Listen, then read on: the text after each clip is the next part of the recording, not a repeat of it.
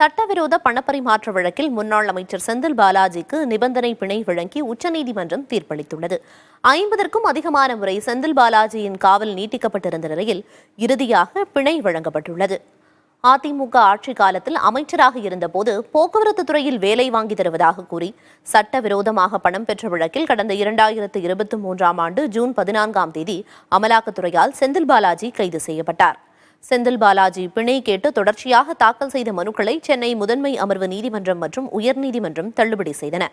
இதையடுத்து கடந்த மார்ச் மாதம் பிணை கோரி உச்சநீதிமன்றத்தில் மேல்முறையீடு செய்தார். வழக்கு விசாரணையின் போது 13 மாதங்களாக செந்தில் பாலாஜி சிறையில் இருக்கும் நிலையில் விசாரணை எப்போது தொடங்கும் என்பது தெரியவில்லை என அவர் தரப்பில் வாதிடப்பட்டது. மேலும் அமலாக்கத்துறை செந்தில் பாலாஜி தரப்புக்கும் இடையே காரசார விவாதம் நடைபெற்றது. அனைத்து தரப்பு வாதங்களையும் கேட்ட உச்சநீதிமன்றம் தீர்ப்பை ஒத்திவைத்திருந்தது. இந்நிலையில் செந்தில் பாலாஜிக்கு நிபந்தனையுடன் பிணை வழங்கி உச்சநீதிமன்றம் இன்று தீர்ப்பளித்துள்ளது. வழக்கு விசாரணை நிறைவடைய நீண்ட காலமாகும்.